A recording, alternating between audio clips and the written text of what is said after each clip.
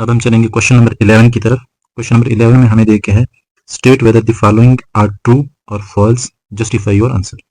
हमें क्या करना है, हमें ये जो पार्ट नंबर 1 से लेके 5 तक दिए गए हैं, हमें हर एक पार्ट को देखना है वो ट्रू है या फॉल्स है। अगर ट्रू है तो क्यों है, अगर फॉल्स है तो क्यों है। इसी का मतलब हुआ जस्टिफिकेशन देनी है कि फॉल्स अगर है तो क्यों है, ट्रू अगर है तो क्यों है। तो हम सबसे पहले जो है पार्ट नंबर 1 की तरफ जाते हैं। पार्ट नंबर 1 में देखे हैं कि tan a is always less than 1, कि value of tan a is always less than 1। तो हम देखेंगे क्या हमेशा tan का वैल्यू जो है लेस देन 1 होता है। तो हम यहाँ पे चलेंगे, हम निकालेंगे for example tan 0 degree, 30 degree, 45 degree, 60 degree और 90 डिग्री। जैसे कि मैंने आपको सिखाया है, सबसे पहले हम साइन सपोज यहाँ के लेके चलते हैं, साइन कॉस और tan 0 1 2 3 4, फिर रिवर्स में 4 3 2 1 एंड 0। जिनको ये नहीं पता कि क्या लिख रहा हूँ मैं, तो वो इंट्रोडक्शन लेक्चर जाके देखना, उसमें मैंने पूरा टेबल आपको सिखाया कि कैसे करना है। Divide by 4 4 4 4 4। फिर मैंने बताया था कि हम cos भी लिखने की जरूरत नहीं, सिर्फ साइन के वैल्यू, स्टैंडर्ड वैल्यूज हम देखेंगे कैसे करने हैं, तो उनसे हम बाकी की वैल्यू खुद ही निकाल सकते हैं। फिर सबको क्या करना है, अंडर रूट, ठीक है।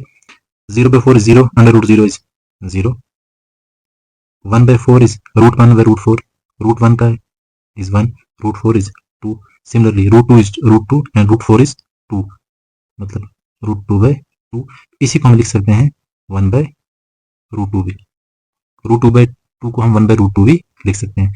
यहाँ पर अंडर रूट 3 और अंडर रूट 4, अंडर रूट 3 का तो अंडर रूट 3 आएगा और अंडर रूट 4 का 2 हो जाएगा, ठीक है। हम लिखेंगे फिर इसको क्या, अंडर रूट 3/2। सिमिलरली 4 और 4 कैंसिल, वहां पे बचा 1, अंडर रूट 1 इज 1। अब जो कॉस का वैल्यू है वो हमें रिवर्स से शुरू करना है। जो लास्ट का वैल्यू है वो इधर लाना है, second last second, third last third, second last second, second last और फर्स्ट लास्ट। मतलब साइन में जो फॉरवर्ड जो वैल्यू है, साइन की जो वैल्यू हम ऐसे लिखते हैं, वही वैल्यू हम पास में लिखेंगे, लेकिन शुरू यहाँ से करेंगे, लेफ्ट राइट साइड। यहाँ पे क्या लिखेंगे हम, 1 रूट 3/2, 1/√2, 1/2 एंड 0। हमें पता है tan बराबर होता है, tan किसके बराबर होता है, tan बराबर होता है साइन बाय कॉस के। साइन बाय कॉस के अगर बराबर होता है 0/1 इज 0, 2 और 2 कैंसिल हो जाएगा, दैट्स 1/√3, 1/√3। यहाँ पर दोनों चीजें सेम है, 1/√2, 1/√2 दोनों कैंसिल हो जाएंगे, वहां पे क्या बचेगा 1। यहाँ पर 2 और 2 कैंसिल हो जाएगा, √3/1 मतलब √3, और यहाँ पे 1/0, तो उसको हम क्या बोलते हैं, नॉट डिफाइंड या इन्फिनिटी भी कहते हैं उसे। अभी हमारा क्वेश्चन नंबर 1 क्या था, क्वेश्चन नंबर 1 था the value of tan is always less than 1। तो हम अपने टेबल से देखेंगे क्या फिलहाल इन स्टैंडर्ड एंगल के लिए ऑलवेज है, 0 30 45 60 और 90 के लिए tan 0 है, हम कहेंगे हाँ लेस देन 1 है, 1/√3 लेस देन 1 है, 1 इक्वल टू 1 है। तो हमें क्वेश्चन में क्या देखे है, क्वेश्चन में देखिए लेस देन 1, तो हमें तो इक्वल टू 1 भी निकल आया, सो स्टेटमेंट यहीं पर फॉल्स हो जाता है। तो हम जब √3 भी जो जब करेंगे, √3 इज ऑल्सो ग्रेटर देन 1, इसका वैल्यू भी 1 से बड़ा होता है, हम कहेंगे this is false because tan of कितना, tan ऑफ 45 और tan 60 is either equal to और ग्रेटर देन 1, ठीक है। हम चलेंगे, हम लिखेंगे tan of 45 is equal to 1 and tan of 60 degree is equal to √3 which is greater than 1। हो गया हमारा पार्ट नंबर 1। पार्ट नंबर 2 में हमें है sec a is equal to 12/5 for some values of angle a। तो हम क्या लेके चलेंगे, अब हमें sec निकालना है, sin cos tan निकला, हम इन्हीं से sin cos cosec sec cot भी हम इन्हीं से निकालेंगे। अब हमें sec का वैल्यू निकालना, sec 12/5 for some value of angle a। Question में है कि क्या sec किसी भी थीटा, किसी भी एंगल पे, किसी भी a एंगल पे 12/5 इसका वैल्यू हो सकता है या नहीं हो सकता है। तो हम क्या लिखेंगे, sec किसके बराबर है, 1/cos, 1/cos मतलब 1/1 इज 1, एटलीस्ट 1 आएगा। इसका उलट 2/√3, तो इसका वैल्यू भी ग्रेटर देन 1 है।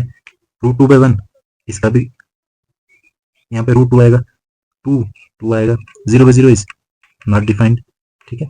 एटलीस्ट जो है 1 होना चाहिए। हम क्या लिखेंगे, true because sec a is always the value of, हम लिखेंगे value of, because value of sec a is always greater or equal to 1, तो ये वाला पार्ट जो है, and 12/5 is greater equal to 12/5 is greater than 1।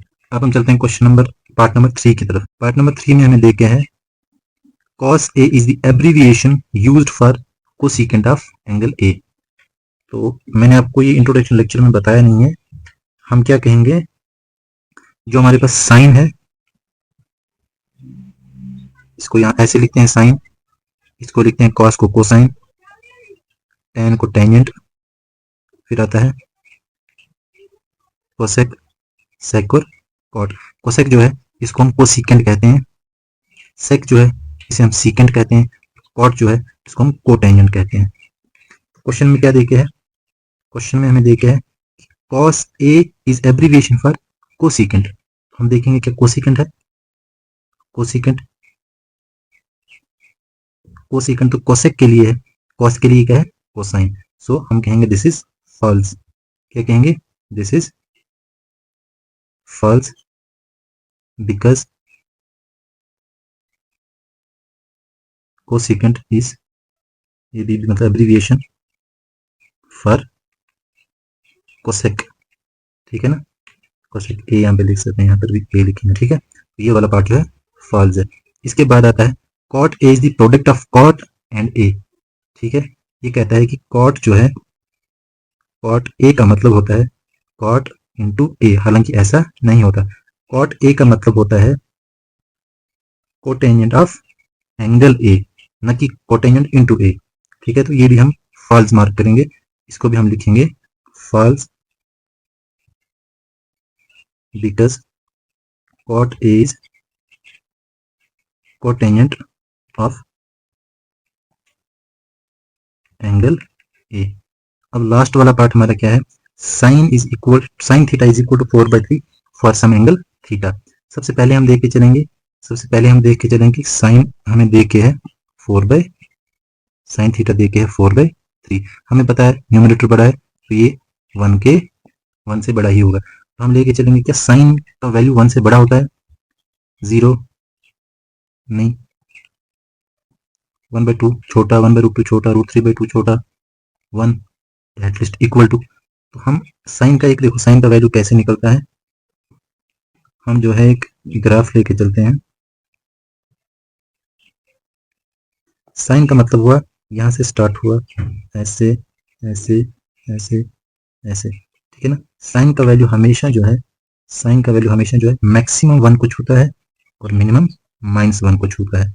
तो sign का value maximum जो है वो +1 होता है और मिनिमम जो है -1 होता है। तो ये पार्ट भी जो है फॉल्स है। ये कहता है कि sine theta is 4/3 for some angle theta. ऐसा नहीं है, क्योंकि ये अगर 4/3 मान के चलेंगे तो ग्रेटर देन 1 हो जाएगा। तो साइन जो है वो मैक्सिमम इक्वल टू 1 होता है। हम कहेंगे false because sine theta lies between -1 and +1। आज के लेक्चर के लिए थैंक्स।